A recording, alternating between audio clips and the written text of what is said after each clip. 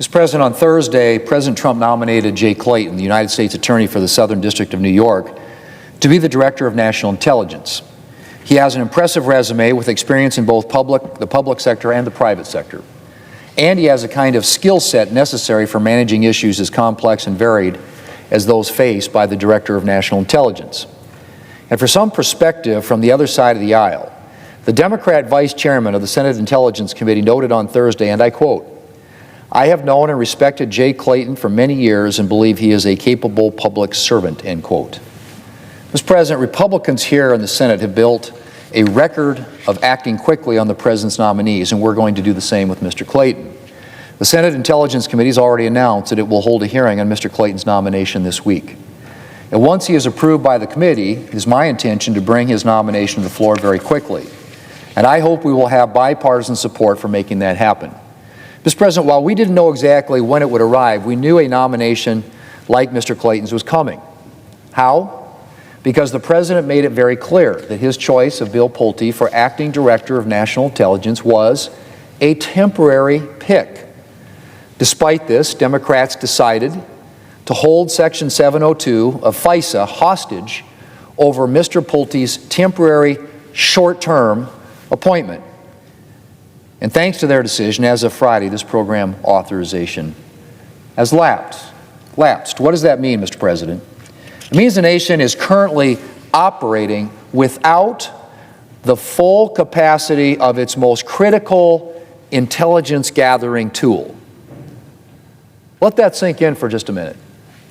Thanks to Democrats' actions, the nation is currently operating without the full capacity of its most critical intelligence gathering tool, all over a short-term, temporary presidential appointment. Mr. President, you certainly don't have to take my word for it on the importance of the 702 program to the security of our nation. Let me just read a few quotes from my Democrat colleagues last time we were in danger of having the program authorization lapse. This was from the Democrat leader, and I quote, "This very important tool for ensuring our national security is going to lapse, and that would be unacceptable," end quote. From the senior Democrat from Delaware, and I quote again, "This program is critical to the security of our nation, and we could not permit it to lapse," end quote. From the senior Democrat from New Mexico, and I quote again, "As a member of the Intelligence Committee, I've learned the vital role that FISA's Section 702 authority plays in bolstering our nation's ability to effectively fight terrorism, disrupt foreign cyber attacks, impede drug trafficking, and protect U.S. troops. For our national security and the safety of the American people, it is simply too important of a tool to let it expire," end quote. Well, Mr. President, just last week, the Democrat Vice Chairman of the Senate Intelligence Committee called Section 702, and I quote again, "one of the most important intelligence tools that we have," end quote. And yet, despite all this, Mr. President, despite my Democrat colleagues' clear awareness and acknowledgement of the importance of this program, they voted to let the authorization for this program lapse. And what are the consequences of that will be? We cannot fully predict. We do know information secured through this program has been repeatedly used to help protect our nation and American lives from a range of threats, from fentanyl to cyber attacks to terrorism.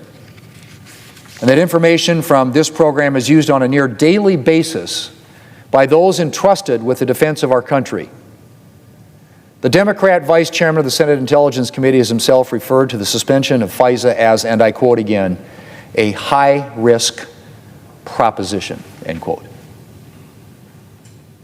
So, Mr. President, while we can't know the consequences of Democrats' decision to allow Section 702 authorization to lapse,